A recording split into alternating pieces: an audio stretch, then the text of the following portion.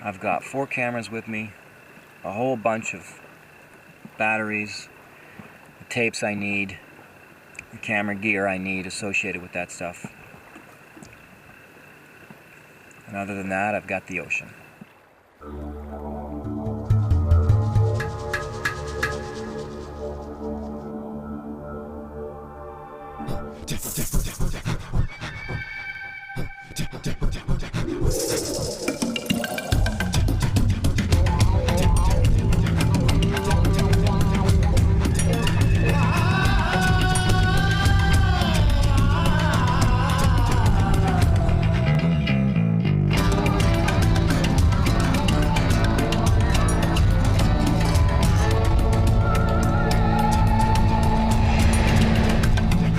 This time on Survivorman, I'm heading to Central America and the country of Belize, a tropical paradise of the highest order. But for this challenge, I won't be anywhere near land. I'm heading out into the open ocean. Like a castaway, I'm going to be set adrift in a life raft, left to the mercy of the wind and the currents. For 7 days, I'll be lost at sea without food or fresh water, only the searing tropical sun above me and the depths of the ocean below me. My support crew and I are going to head way out into the open water where they'll set me adrift. But before we left, I tested out what I thought would be the raft we would be using. Life rafts are packed by the manufacturer and have an expiration date printed on the case. We found this one on a local yacht, and even though it was 6 months past its due date for repacking, it was considered by the yacht's owner to be ready for use.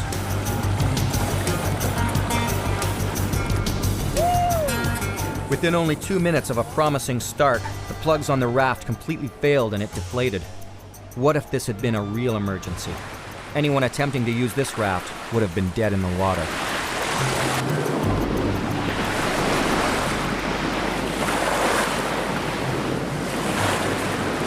My support crew has found a replacement raft, but there's no time to test it out. I have flown, biked, driven, paddled, and helicoptered into survival locations, but somehow sailing to where I must spend the next 7 days surviving alone has a much more powerful feel to it, more final.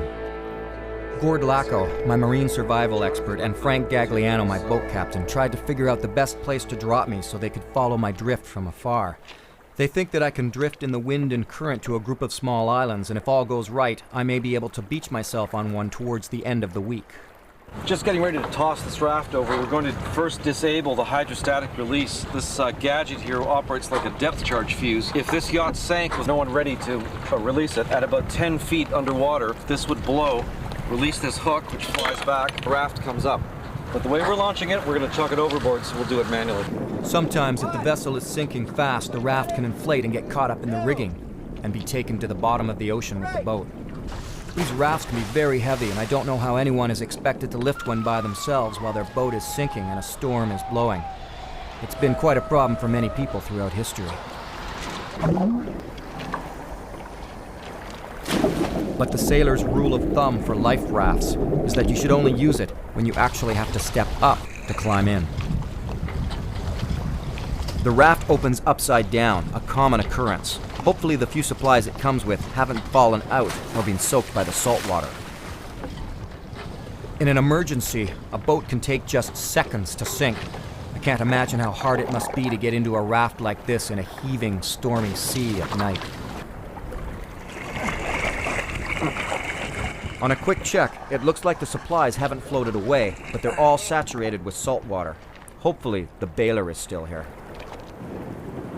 You're gone! There goes Les. Now the crew leaves me to drift, alone. They'll try to keep track of me throughout the week.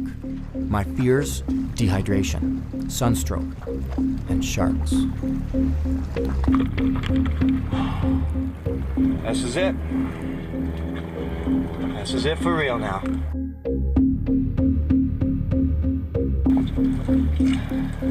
I'm sure the reality is going to sink in any minute now.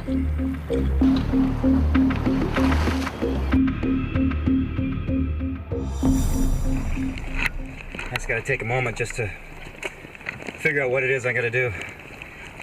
Well, actually I know what it is. The first thing I got to do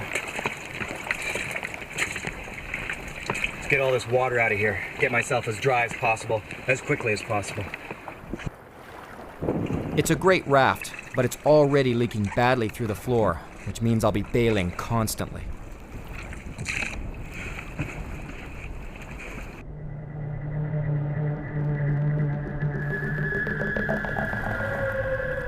Well, I'm completely alone now. The potential for something to go wrong is very high. There's great risk in doing this. I've got a shadow boat with me. Now, they can't chit-chat with me on the radio, but they've got to monitor my safety all week long. I'm quite nervous about it all.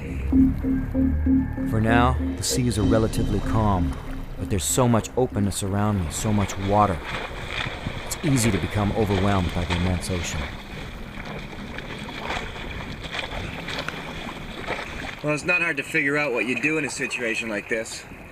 I mean, you either want to try and attract attention by signaling somehow, or you want to hit land.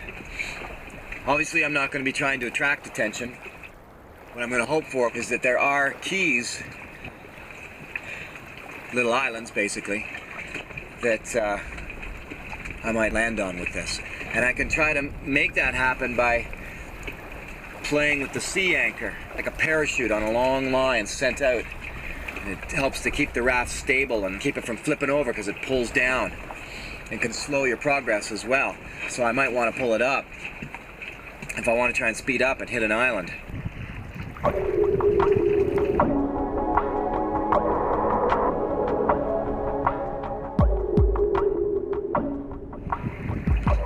Alright, well, let's take a look at the construction of this raft. These rafts have got two separate tubes to keep the flotation happening, as well as an arch to give me my roof. They color it on the inside all blue because they believe that's a more calming color, and they also feel that it does help to stop seasickness. Got a zipper out the back of it to help air go through, and also a rain catch. It's not attached right now, but this is the water bladder. This little tube attaches to the rain catch.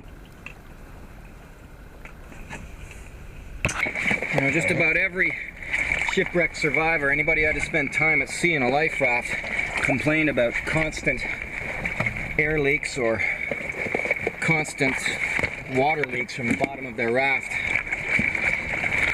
Just so happens, I've got both.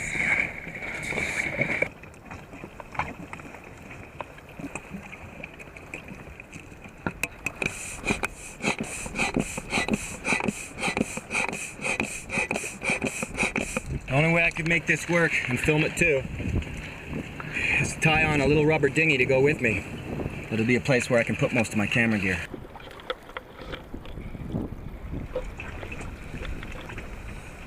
Wind has died right down and the sun is going down.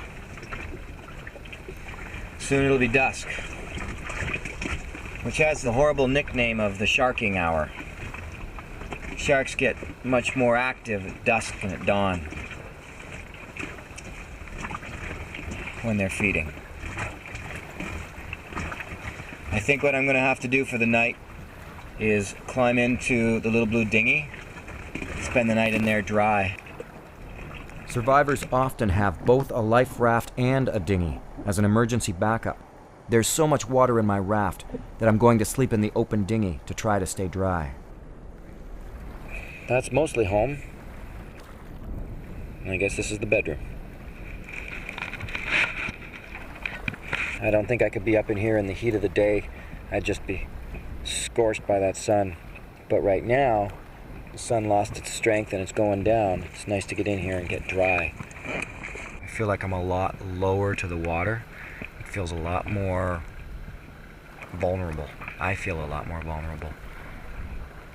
Pretty hard, I think, no matter who you are, to not be in a situation like this and just be thinking about sharks constantly. I don't care how tough you are, man. This is not an easygoing situation.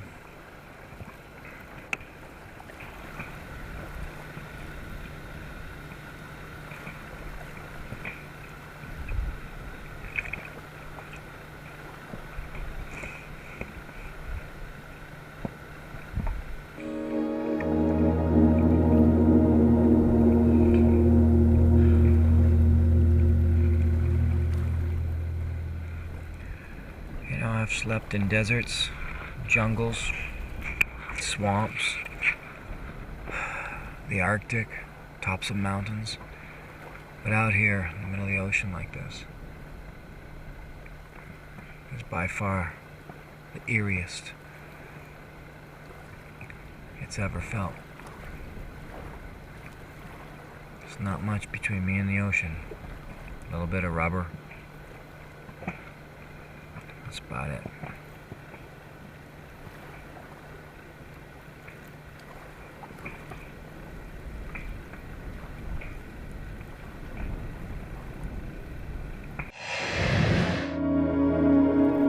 It's day 2 of my 7 days lost at sea.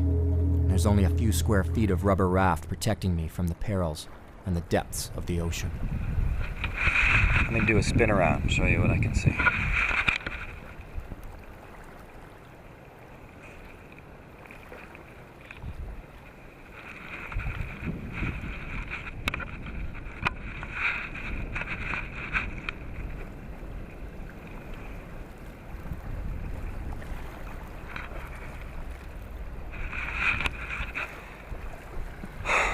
That's it.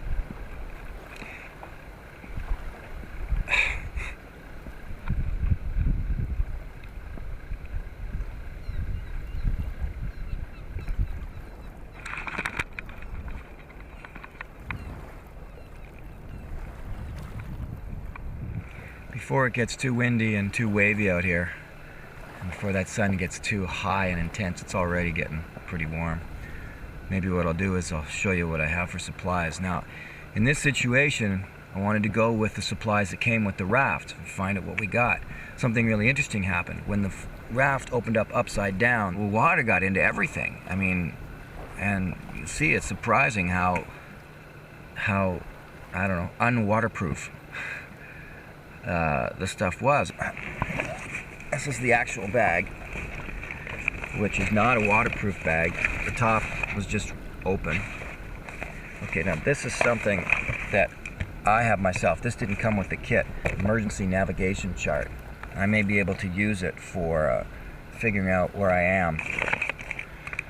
Okay, these are 3 hand flares, and once again, water got into them, and I could feel them reacting with the water. They were getting hot, internally hot. Waterproof flashlight. It doesn't work. Okay, first aid kit. I have added multi-tool. I brought a pair of goggles. I'll tell you why. With a pair of goggles, you might be able to dive for some fish or some conch shells or something like that. We've got the blue dinghy and the raft. All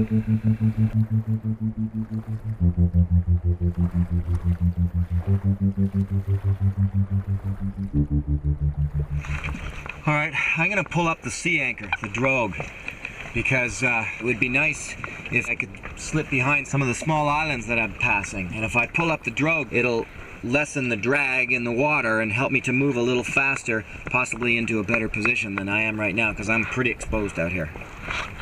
It can go either way.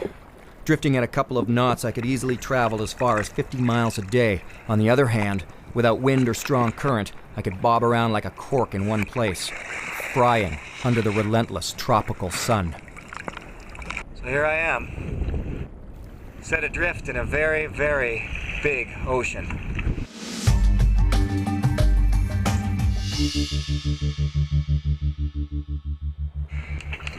Sorry, it's hard to talk. I have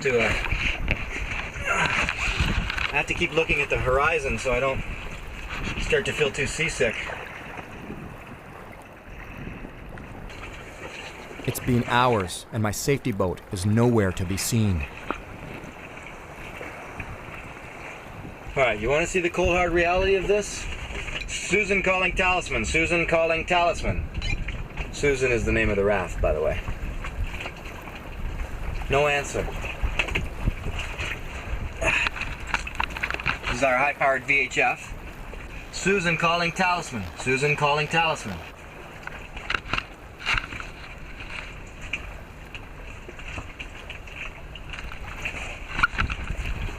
No answer.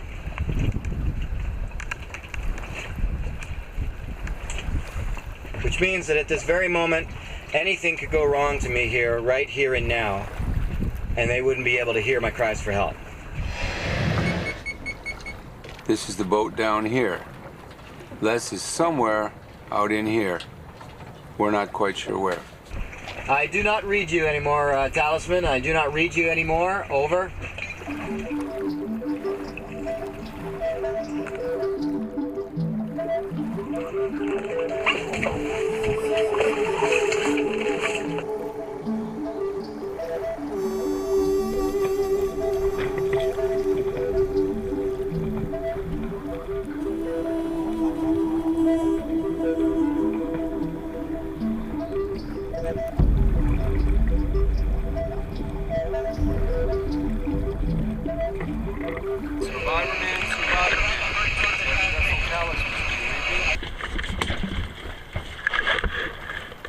Talisman, this is Susan. I read you loud and clear. Over.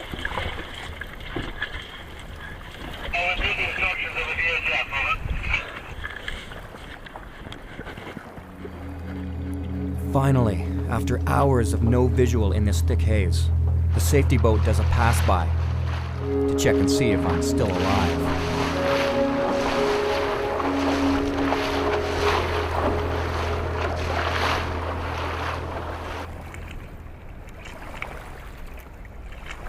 The waves are calming down.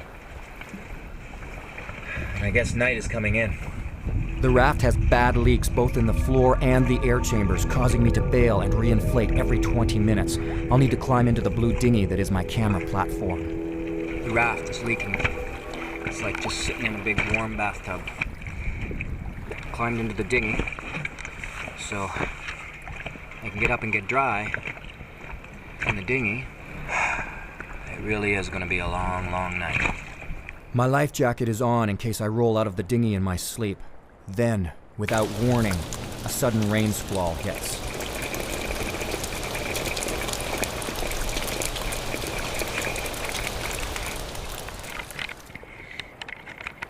Okay, well,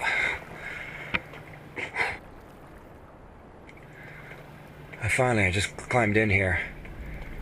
I'm soaking wet now, of course. Finally, as I get myself organized, get the camera turned on, it stops raining. But good news is, it rained enough that I got some fresh water caught in the rain catch.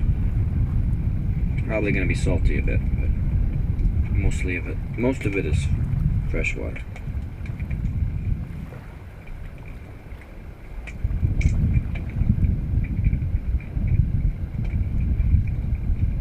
Actually, no, there's hardly any salt water in it at all.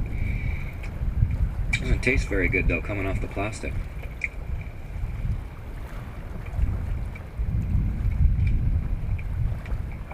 Oh, that's nice. Nice to get the fresh water though.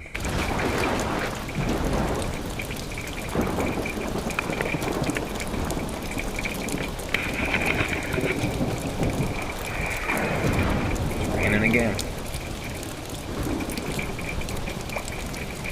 Middle of the night.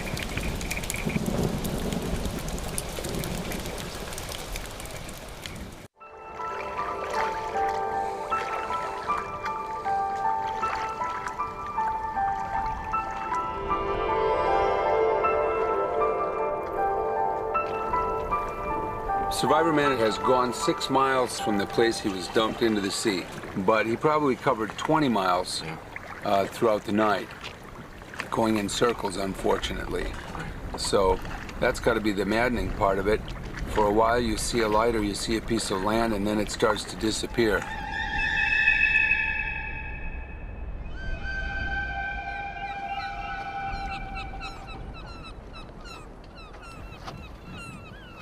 That was a long night. And you know, it's really hard to tell, but when you look at the islands, I have a feeling that I drifted one way in the night and maybe even drifted back out again, because the breeze has changed. There's one sort of big island I can see, and the breeze has changed. It's now blowing me away from that island. I interchange keys and islands. Down here they call them keys or islands. It really doesn't matter.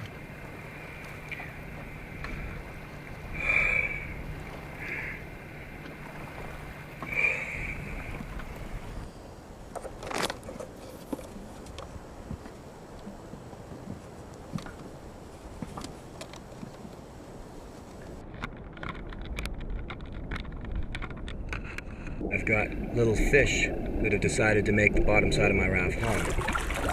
That could be good. Well, good in that I might be able to make a meal of them, bad in that they are a floating meal for larger fish and eventually sharks. So at this point, as my captain so eloquently put it, I am now part of the food chain.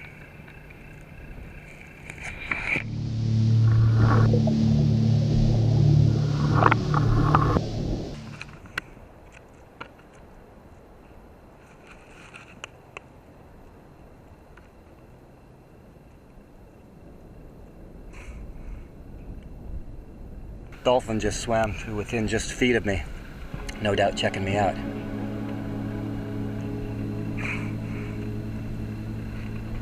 That was cool. I'm glad to see him so close to me. I mean, he passed by within feet. A dolphin is a good sign. They have been known to even protect swimmers from massive great white sharks. You know, a lone survivor is at a grave, grave disadvantage. There's no one to help. There's no one to tease me out of fear. There's no one that I could even be brave, courageous for. No one to talk to. Except maybe this fly. It is just dead still. You know, I didn't even know it could get like this out in the ocean. But it's dead still. Nothing's moving. There's no wind, no air. Sun's beating down. I'm not moving anywhere. This is getting steamy and dangerously hot.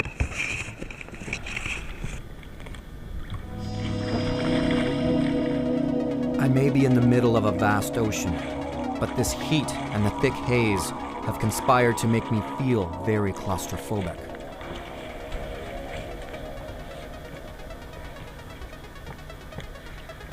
While I battle heat stroke, my whole world consists of these two pieces of inflated rubber.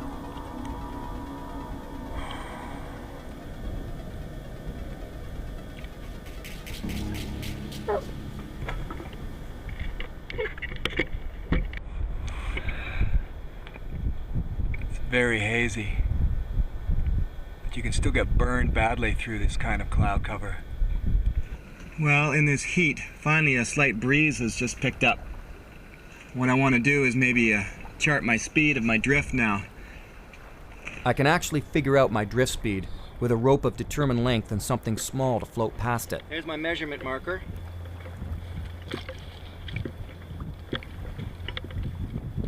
I got a little bit of tissue paper. This is my very crude version of the 17th century naval instrument called a log line.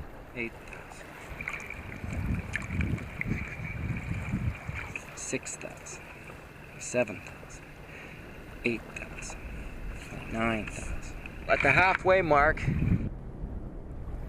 I stopped counting at 32. 32 halfway, so all the way would have been 64. So let's A quick bit of mathematical chart checking, and I can determine my speed. Well, that's hard to tell. So I'm probably roughly traveling somewhere between 0.2 and 0.3 knots.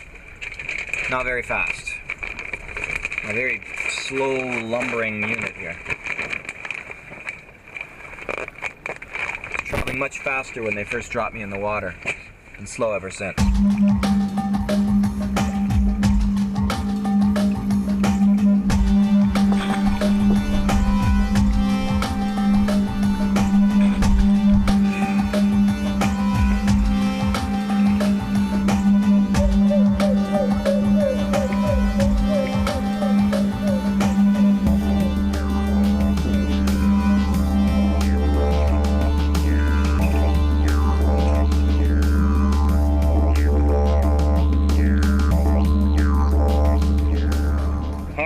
After being quite a few hours without radio contact, we have a big thunderstorm coming in, and they've just come back into radio contact with me, and they're suggesting that this could be a big one and that they could actually lose me in the storm.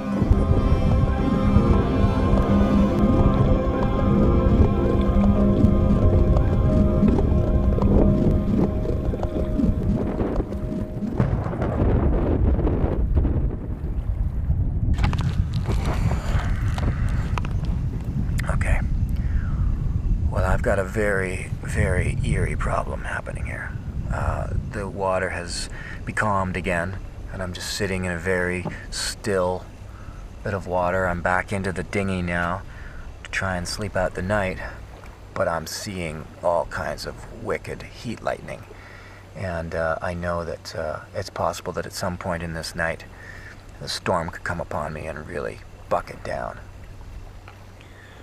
Sitting here in calm water, no wind, waiting for a big storm to come down on you, and watching it come down the way. Cross your fingers I don't get hit by it tonight.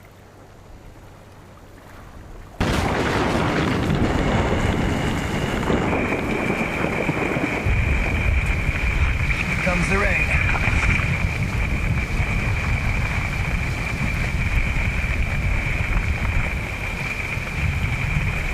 It's really coming down out there and just blowing like crazy.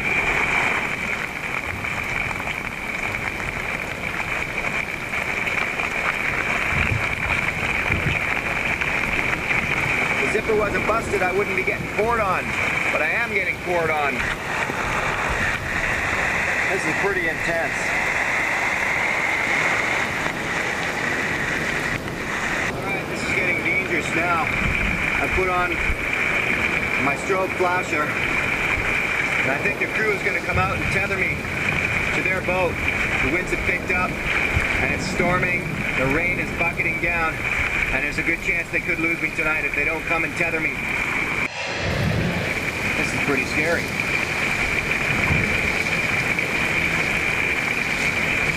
This is one of those, better come and get me now, or could lose me forever.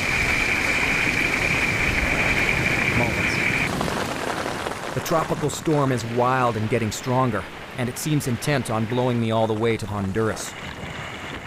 The safety boat has to move in quickly once it spots my emergency strobe light. Then it too has to escape the massive waves and wind by ducking into a small lagoon before it is wrecked on a reef somewhere.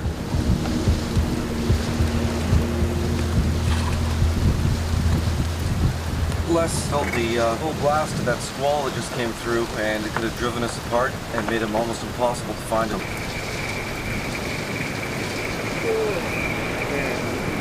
I'm now tethered to the safety boat. For the safety of the crew as well, it pulls into the lee of an island to wait out the storm. In the morning, I briefly jump aboard the boat so they can reposition my raft out into the open water. It's a welcomed respite, but then it's back into the raft. Got me loose! Good one. Excuse me, guys. Okay, we're jumping the boat. Watch the boat. The next day dawns fairly clear, and Gord and Frank decide that it's finally safe to set me adrift again.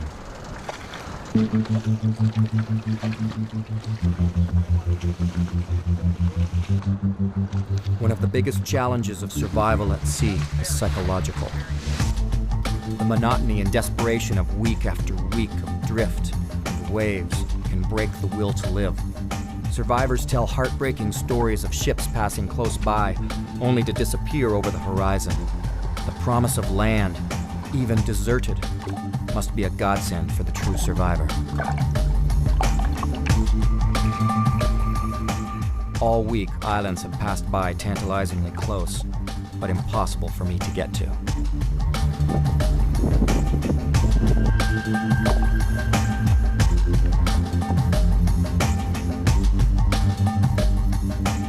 This island is within reach. All right, you see that? Now I'm drifting in a way. With any luck, I'll hit this little island. If I don't hit it, I'm way out and beyond the reef. It looks like it's gonna be tight whether I hit it or not. Current's doing one thing, the wind's doing another. I'll show you where I am. Like this. Directly underneath the raft is a field of skin-ripping, bone-jarring, and sometimes poisonous coral. This is not really the safest thing here. That coral is going to be sharp. This is more dangerous than it may look. Coral reefs can rip apart yachts, or simply shred the skin from my legs. I thought about jumping in to pull the raft ashore, but I get lucky, and I hit a sandy cove instead.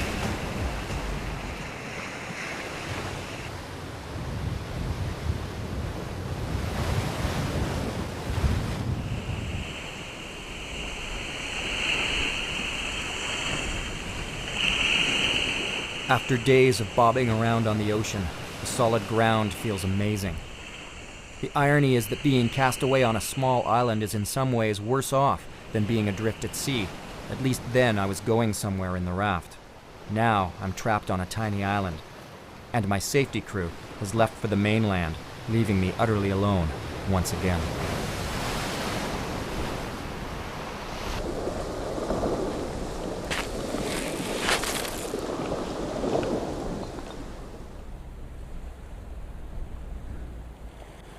It's a pretty small island. I don't know, maybe 90 yards long by 75 yards wide.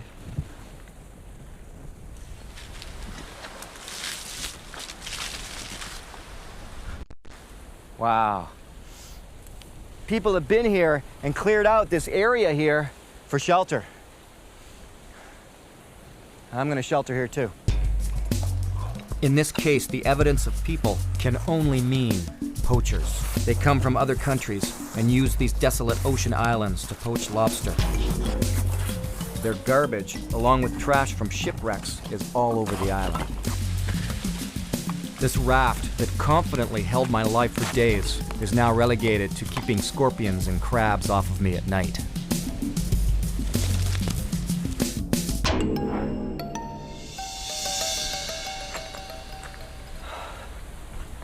Now, I do have one serious problem. The possibility of heat stroke. I'm feeling extremely hot. I'm still sweating. That's a good sign. But I gotta be really careful if I get to the point where I'm not sweating. That's very dangerous. I gotta go cool down.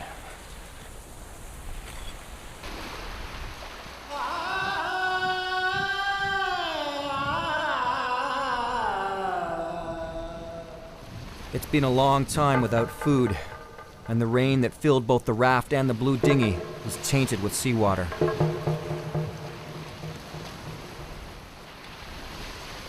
I went in to cool off there just now. I'm standing there. I look down. About a 3.5-foot shark swam right by me.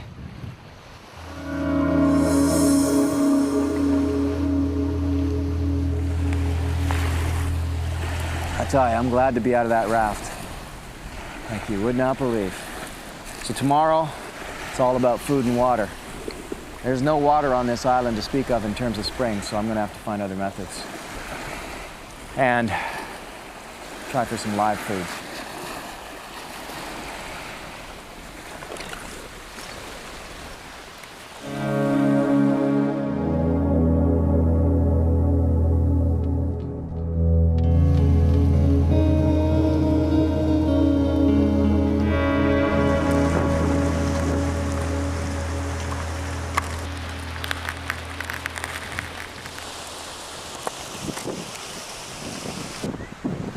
Very bright moon tonight. It's making it so that I can walk around on the island without too much problem in the dark. Well, it is certainly the strangest feeling to be inside this life raft and not be jostled back and forth constantly. Time to get some sleep.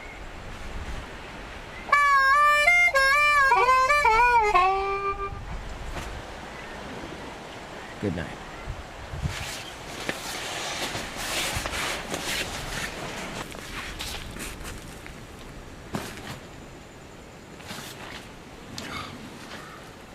There are some big cockroaches around here.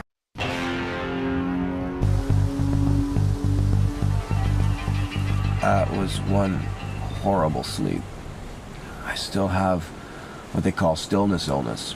Once you're on the solid ground, it feels like everything's still moving. Even this morning, it still feels like the raft is bobbing around.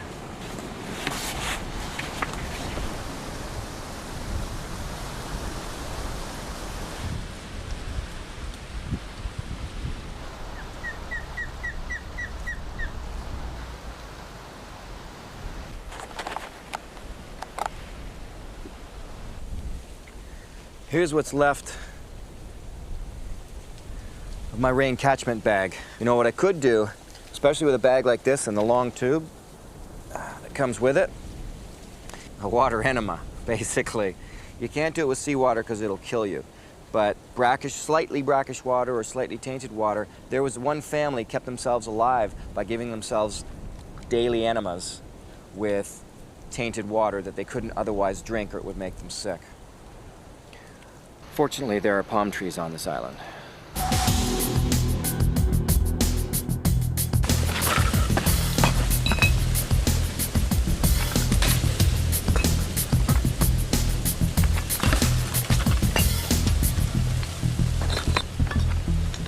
Oh.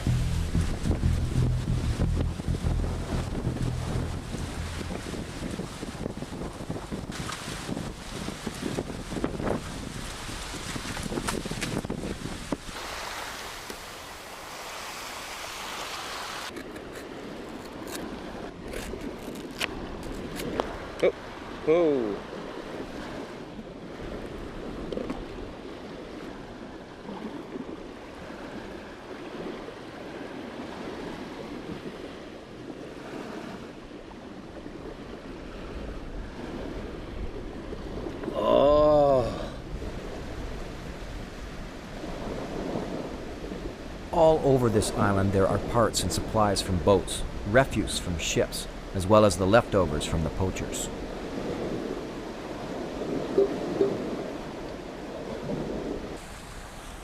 Cold hard reality of just about everywhere on the planet.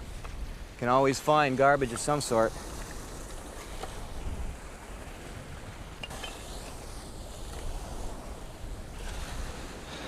Huh. This is one half of the canister that the life raft came in.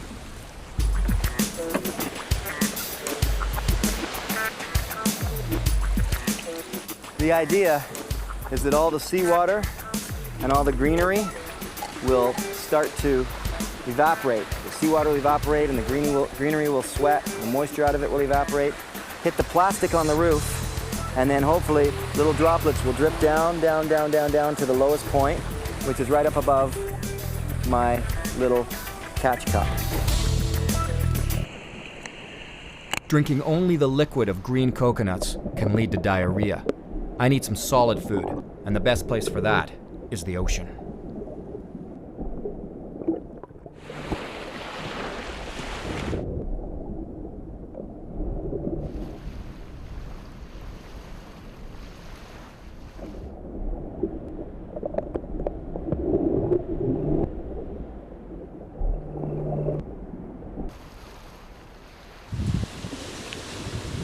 Oh yeah, he's in there all right. This is a conch shell, and inside is a delectable treat. There's no way that I can pull him out of there, and the shell is extremely hard, but it does have just one weak spot.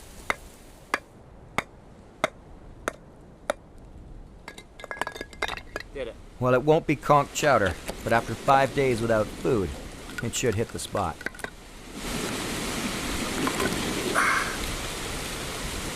There we go. I'm basically going to cut away everything that isn't white.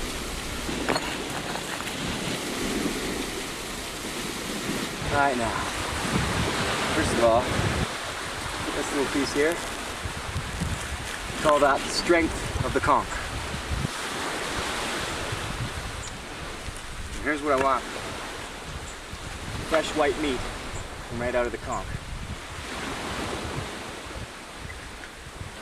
You can just eat raw. And if I found one, I'm sure I can find more.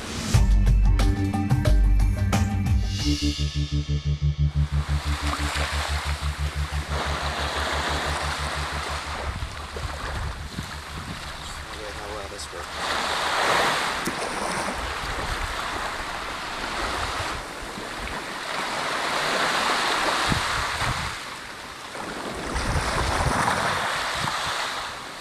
Smells fresh.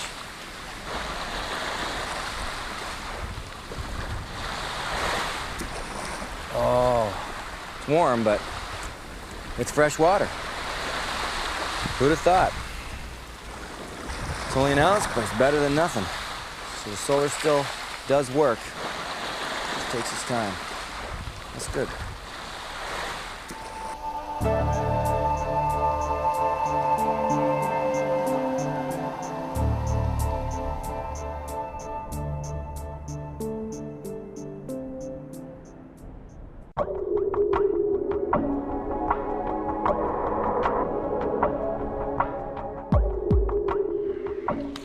You know, somehow I think I slept better when the bottom of this raft wasn't rock hard. At least it didn't rain last night.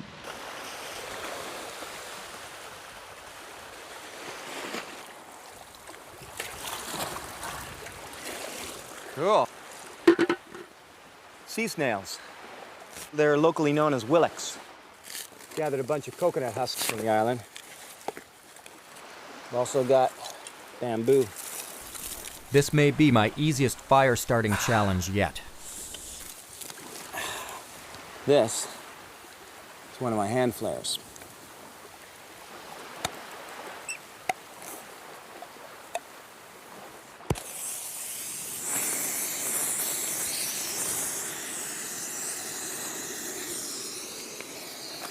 Okay, that works. Yep. Okay, flares died. Cockroaches are all going running. I've got the willets in there in seawater. Gonna cook them up.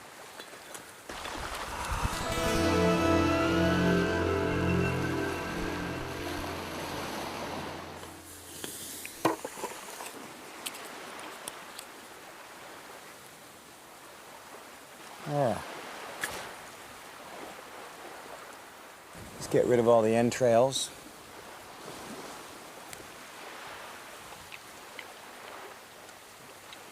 A little overdone. Rubbery, but good. The next few days can be spent gathering sea snails, coconuts, and conch shells. I've found an old bottle. There is one thing I could do with it. It may seem like a cliché, but survivors adrift even in recent years have used bottles to send messages.